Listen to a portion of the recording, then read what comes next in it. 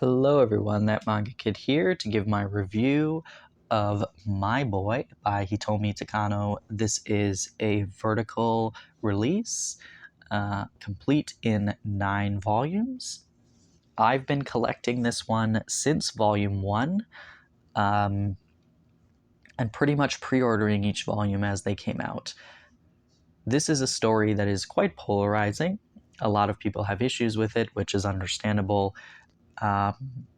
But this is a story I enjoyed very much from start to finish. Each volume that came, I read it the day that it came in, and it was always such a calming sort of read. It's got a bit of a melancholic sort of feel to it, which is right up my alley. I really, really love stories like this that are sort of slice of life drama, figuring yourself out, trying to kind of balance your own expectations for yourself while also, manage expectations and feelings. And so the story is about Satoko. She is a 30-year-old woman at the start of the manga.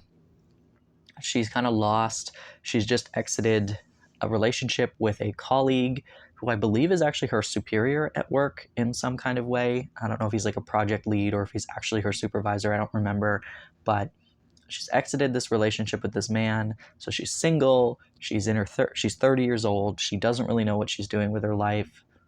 I can't remember if she's at the beginning if she's like happy with her job or if she feels like she deserves a promotion but can't really get it. I don't really remember that specifically, but I know that she's miserable. She just doesn't really know how to acknowledge that she's miserable. And she meets this 12-year-old named Mashu, and he is playing soccer alone in a park at night. And so she's concerned that this little boy is alone. He looks like a girl. He's tiny. And she's like, you are setting yourself up for trouble here by being alone in the park at night.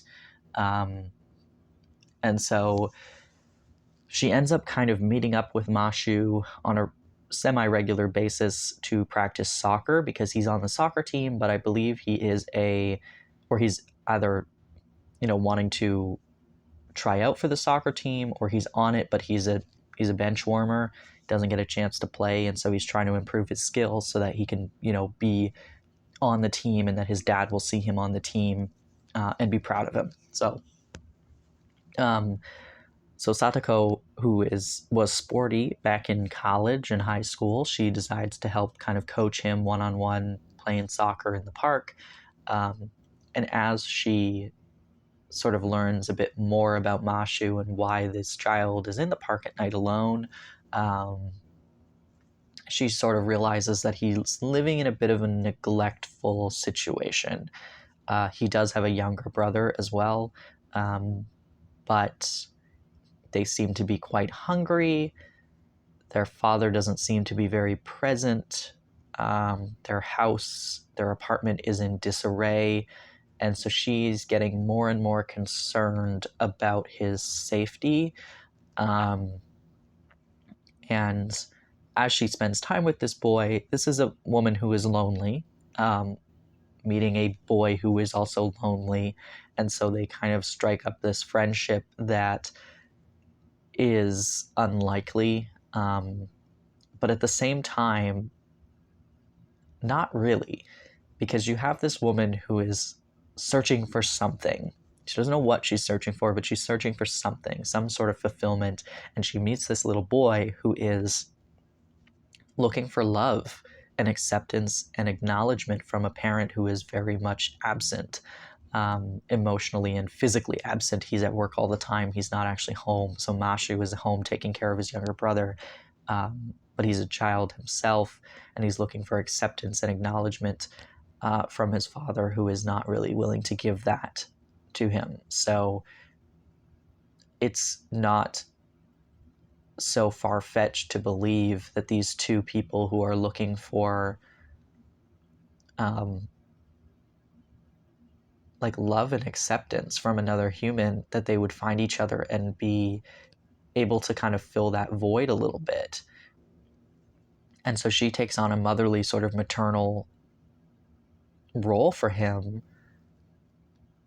And for him, he's like, this woman is my friend, and she's really nice to me. And you know, I'm bullied at school. My dad never comes home, and when he does, he doesn't really show any interest in me. He clearly doesn't have a mom, and so why would you not cling to this person who's showing you kindness? And why would this person not turn into somebody really important to you? So anyway, as you can imagine, a 30-year-old woman just all of a sudden showing up in a 12-year-old's life and kind of getting overly involved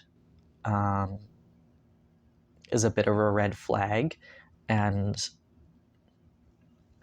it causes some issues. So throughout this story, we kind of watch the build-up and then the aftermath of, you know, the choices that Satoko was making in relation to Mashu, her overstepping in his life a little bit more than she should have. And then we watch as the years kind of go by, and Mashu is now, you know, a middle school student or a high school student, and Satoko is obviously aging as well, and how the two of them sort of go their separate ways, but at the same time still really feel this like important connection with each other.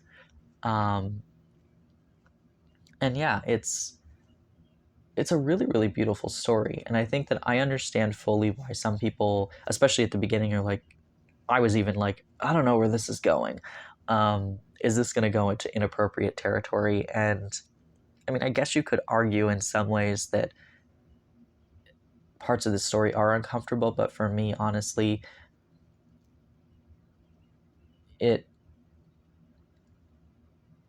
I took from this story what I decided to take from it. I personally didn't have a problem with any of the stuff that did happen or didn't happen or whatever. I think that it ended in a really kind of respectful way that is not upsetting, but the subtext is there. And so for those who are like, I don't want to read a story about a woman who's falling in love with a 12-year-old, fair. That's fair. To me, this story is more about two individuals who really needed somebody and managed to find what they needed in this other person.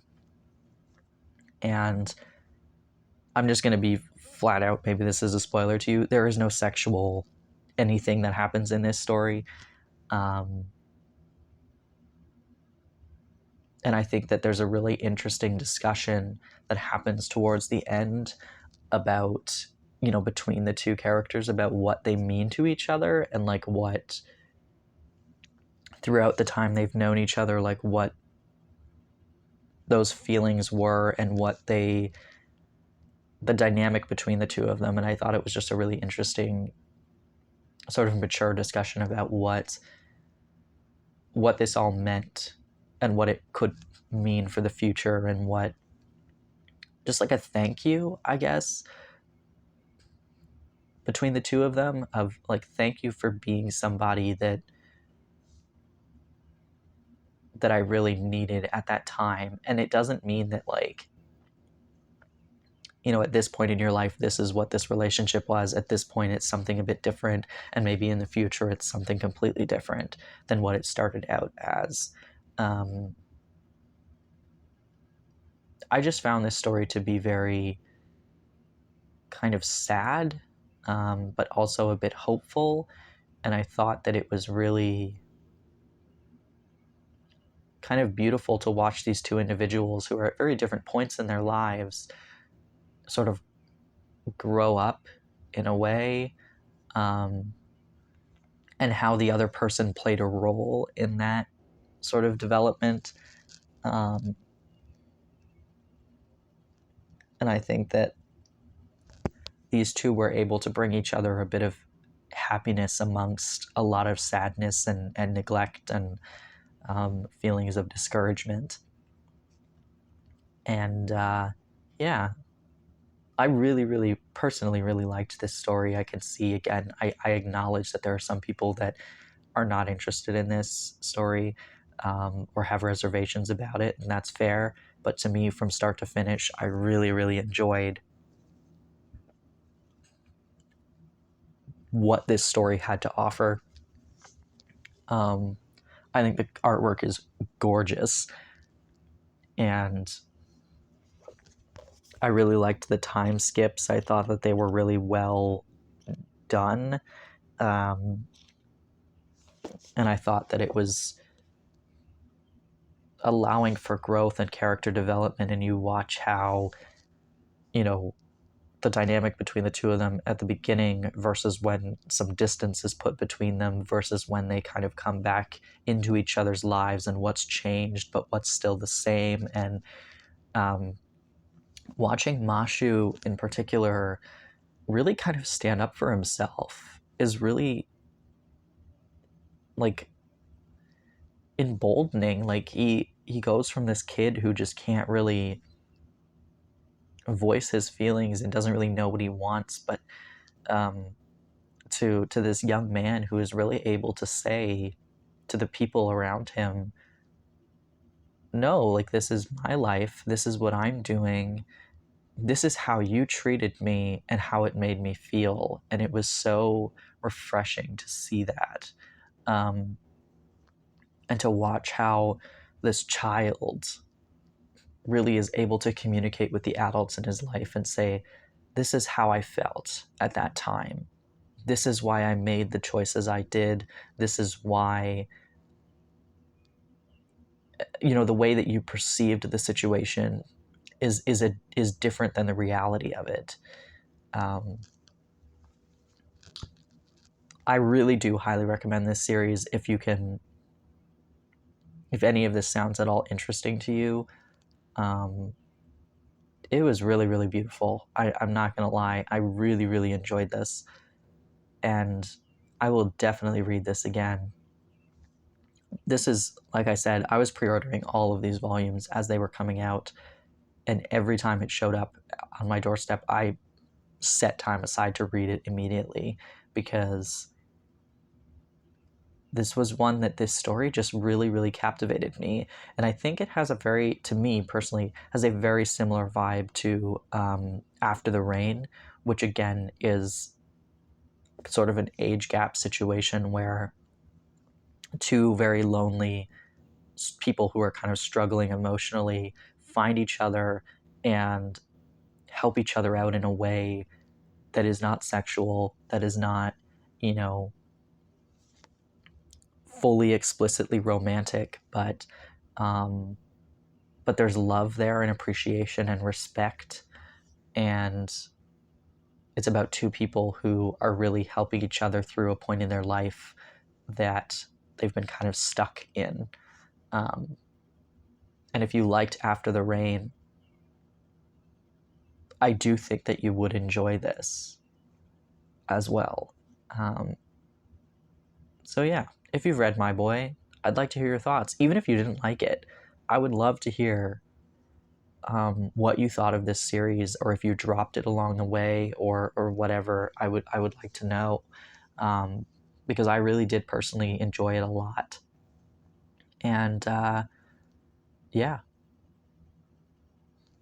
if you have any other series that are similar to like After the Rain and this series, where, like I said, it's about people kind of helping each other through a point in their lives, and just finding each other at the right time. Um, I'd like to know, because I really, really love stories like this. But yeah, thanks for watching.